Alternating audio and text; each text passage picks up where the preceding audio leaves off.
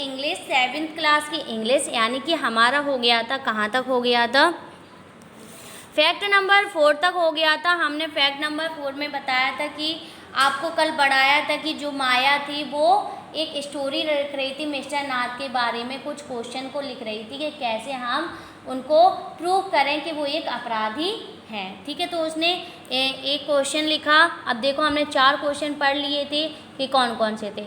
अब देखो नंबर 5, यानी कि नंबर 5 में क्या कह रहे हैं,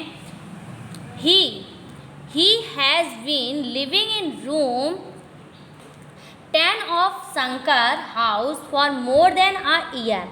I continue। क्या मतलब हुआ, वह बोल रही थी कि वह जो है वो काफ़ी सालों से, बहुत सालों से कहाँ पर रह रहे हैं, शंकर के घर में रह रहे हैं। कम से कम 10 सालों से शंकर के घर में कमरे में रह रहे हैं। ठीक है, आई कंटिन्यू मतलब बराबर। नंबर 6 में क्या कह रहे हैं, ही does not work and sit in his room all day. वो कोई भी काम भी नहीं करते हैं, यानी कि ही डज नॉट वर्क, वह कोई कार्य नहीं करते हैं, पूरे दिन अपने कमरे में बैठे रहते हैं। सिट मतलब बैठे रहते हैं, कहाँ पर, रूम ऑल डे, यानी कि ऑल डे मतलब पूरे दिन, सभी दिन अपने कमरे में बैठे रहते हैं। ठीक है, नंबर 7 नंबर क्या कह रहे हैं देखेंगे। The kids in Shankar house and even some of the ground up the scared of him। क्या मतलब हुआ,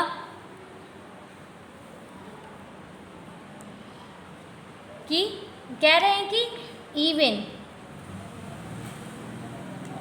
नंबर 7 में क्या कह रहे हैं कि द किड्स, और उसके जो बच्चे हैं, किसके, शंकर के घर में जो बच्चे हैं, और even some of grown up and scared of, वो सभी क्या होते हैं, उससे यानी कि उनसे मिस्टर नाथ से बहुत ज़्यादा डरते हैं। स्कैर्ड मतलब डरते हैं, और उनके जो निशान हैं उनको देखकर बहुत ज़्यादा वो लोग घबरा जाते हैं। तो क्या कह रहे हैं कि the kids in Shankar house and even some grow up are scared of him. तो स्कैर्ड मतलब डरना, कि वो उनके जो मिस्टर नाथ के यानी कि शंकर के हाउस के जो बच्चे हैं, घर के जो बच्चे हैं, वो मिस्टर नाथ से बहुत ज़्यादा डरते हैं। नंबर 8 क्या कह रहा है देखेंगे कि he has no visitor expect for a spectacle fair fat man who visit him on Sunday for lunch. क्या मतलब हुआ, ही हैज़ नो विजिटर, यानी कि वो कहीं पर घूमने भी नहीं जाते हैं। ठीक है, except for a spectacles fair fat man of visit, सिर्फ एक व्यक्ति उनके यहाँ आता है जो हर रविवार को आता है और क्या करता है, उनके लंच टाइम पे यानी कि डिनर करने के लिए, लंच करने के लिए आता है, दोपहर का भोजन उनके साथ करता है। नंबर 9 नंबर क्या बोलती है, food and tea are taken to his room by Ramesh from the restaurant down stair. क्या कह रहे हैं, और वो भोजन और चाय कहाँ से, अपने रूम में ही मंगवाते हैं, किसके द्वारा, रमेश के द्वारा। The restaurant down stair he does not care what he eats, pay his bill immediately. और कह रहे हैं कि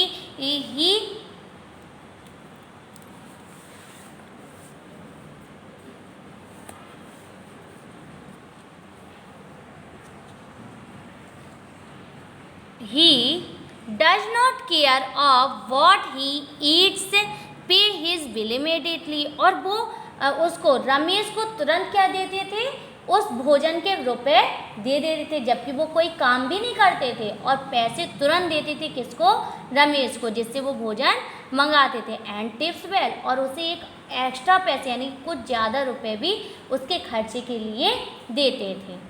दैट एंड माई लिस्ट, अब वो कहती है मेरी जो ये लिस्ट थी प्रश्नों की, वो क्या हो गई, सूची खत्म हो गई। आई फॉरगॉटन एनीथिंग 7। अब वो 7 से क्वेश्चन करती है कि 7 फॉरगॉटन मतलब भूल गई। ठीक है, तो 7 क्या मैं अपनी इस प्रश्न की सूची में कुछ भूली हूँ, तो वो किससे पूछे, 7 से। तो Nishad had obviously not been paying too much attention to my list of fact. अब वो निषाद सोचने लगता है और वो कहती है कि तुम मेरी जो लिस्ट है, प्रश्न की सूची है, उस पर ध्यान नहीं दे रहे थे।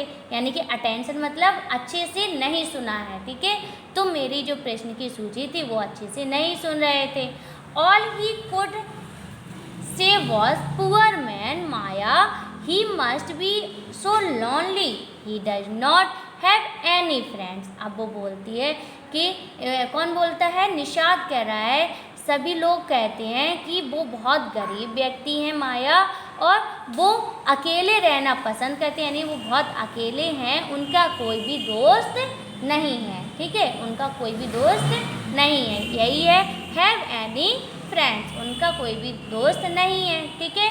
How can a crook have friend, idiot, I almost shouted. यानी कि अब माया बोलती है कि मैं उस पर चिल्ला पड़ी, मैं उस पर साउटेड मतलब चिल्ला पड़ी, यानी कि मैं उस पर ज़ोरों से चिल्ला पड़ी कि at least he has one friend, कि नहीं, how can a crook have a friend, कि इडियट बेवकूफ़, अपराधी के भी कोई दोस्त होते हैं क्या, वो ऐसे कस के उस पर चिल्ला पड़ी, ठीक है।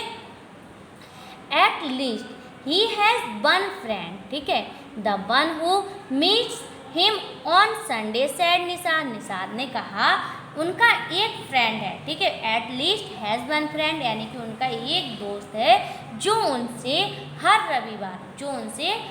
रविवार को मिलने आता है, ठीक है। A brilliant thought occurred to me just then. A brilliant thought occurred to me just then. That man must be Mr. Nath, accomplice in crime. अब वो अपना बहुत ज़्यादा होशियार समझती है, तो वो कहती है ब्रिलियंट थॉट, मेरे दिमाग में एक विचार आया है कि जो व्यक्ति मिस्टर नाथ से मिलने आता है, अकम्प्लिस मतलब साथ देना, ठीक है, जो व्यक्ति उनसे मिलने आता है वो भी उनके अपराध में, क्राइम मतलब अपराध, उनके अपराध में साथ देता होगा। I said maybe he keeps all the loot and comes now and then he give parts of his partner। क्या मतलब हुआ, उसने कहा कि मुझे ऐसा लगता है कि वो भी इस जो ये लूट का सामान होता है उनको लेने के लिए आते हैं अपने पार्टनर को, या फिर वो जो सामान लूटते हैं उनको अपने पार्टनर से क्या करने आते हैं, शेयर करने आते हैं, यानी कि वो अपने जोड़ीदार को देने आते होंगे। मतलब वो ऐसे विचार बना लेती है कि जो उसका दोस्त है, एक ही दोस्त है, वो भी शायद अपराधी है, इसलिए वो हर संडे आता है और अपने पार्टनर को क्या दे के जाता है, जो पैसे वो लूटता है या लूट का माल होता है उसको देकर चले जाते हैं। तो Mister Nath for expenses that it's I am swear I am right. Mister Nath के पास बहुत सारी, क्या कह रही है कि बहुत सारी ऐसी अच्छी अच्छी वस्तुएं भी हैं, मुझे बिल्कुल यकीन है कि मैं बिल्कुल सही बोल रही हूँ। अब हम इसी को फिर से यहाँ तक रिपीट करेंगे।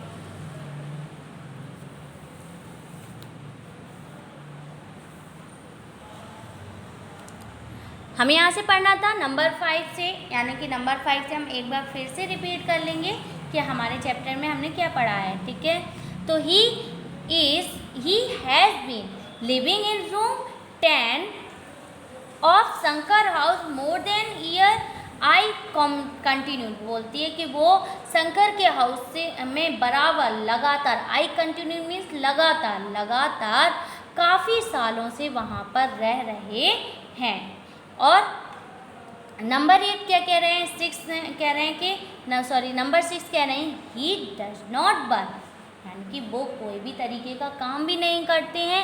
And sit in his room all day, और वो पूरे दिन अपने कमरे में बैठे रहते हैं।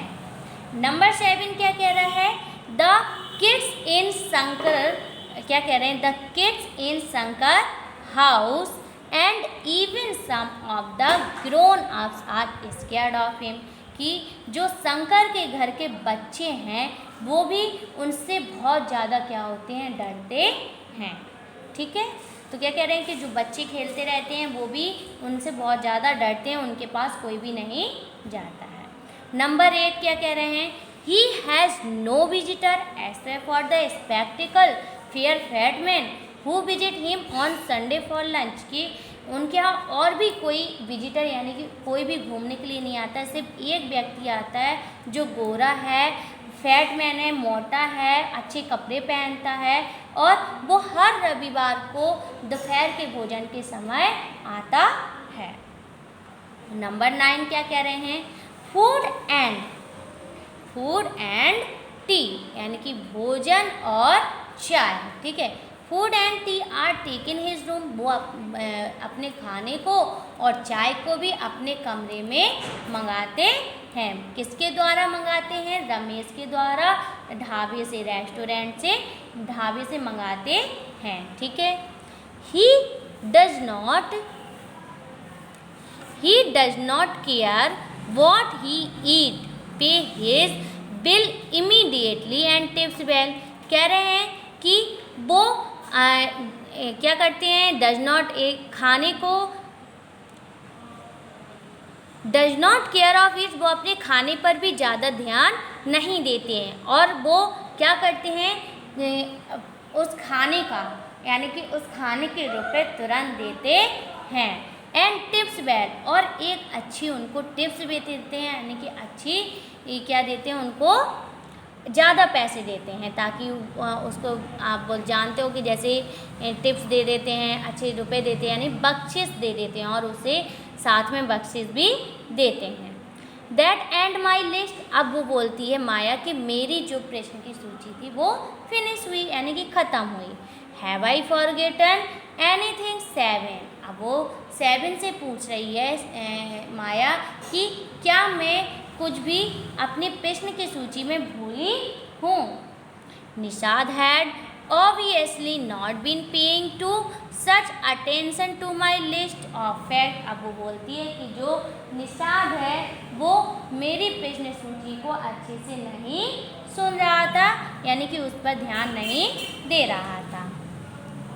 all he could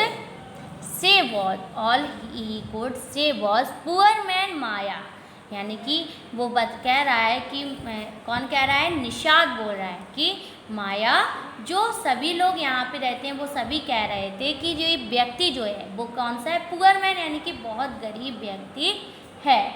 he must be so lonely में इस मतलब क्या होता है, अकेला, और वो अकेला रहता है। He does not have any friends, और उनका कोई भी क्या नहीं है, दोस्त भी नहीं है। How can a crook have friend, idiot, I almost shouted मतलब चिल्लाई, ठीक है। इडियट मतलब बेवकूफ़, उसने वो बोली, कौन बोल रही है, माया, बेवकूफ़ यानी वो कस के चिल्लाई बेवकूफ़। कहीं यानी कि अपराधी के क्रूक मतलब अपराधी के भी कोई दोस्त होते हैं क्या। At least he has one friend, the one who meets him on Sunday, said Nishad ने कहा, लेकिन उनका कम से कम एक दोस्त तो है जो उसे हर रविवार को मिलने आता है। A brilliant thought occurred to me just then, that man must be Mr. Nath accomplished in crime। क्या कह रही है वो कि मेरे दिमाग में यानी कि मेरे होशियारी दिमाग में एक विचार आया है कि जो मिस्टर नाथ हैं यानी कि जो मिस्टर नाथ से हर संडे को मिलने आते हैं वो भी मिस्टर नाथ के अपराध में क्या देते हैं, अकम्प्लिश मतलब साथ देते हैं यानी कि वो उनके अपराध में साथ देते हैं। Maybe keeps all the loot and his comes now and then to give part of it to his partner। बोल रही है कि मुझे ऐसा लगता है शायद जो लूट का माल होता है वो हर रविवार को अपने पार्टनर को, अपने जोड़ीदार को देने आते हैं। Mister Nath for expenses, that's कह रहे हैं mister Nath for expenses, that's it's I am sure I am right, यानी कि बोल रही है कि मिस्टर नाथ के पास बहुत सारी एक्सपेंसिव मतलब होती हैं बहुत अच्छी अच्छी, बहुत ही महंगी वाली, ठीक है, एक्सपेंसिव मतलब महंगी महंगी चीज़ें हैं। वो बोल रही है कि जो मिस्टर नाथ है उनके पास बहुत सारी महंगी महंगी वस्तुएं हैं। That's it. और मुझे ऐसा लगता है, मैं बिल्कुल श्योर हूँ कि वो क्या करते हैं, अपराध करते हैं और माल लूटते हैं। I am sure, I am right, मैं बिल्कुल श्योर हूँ, मुझे पूरा यकीन है, मैं बिल्कुल सही बोल रही हूँ।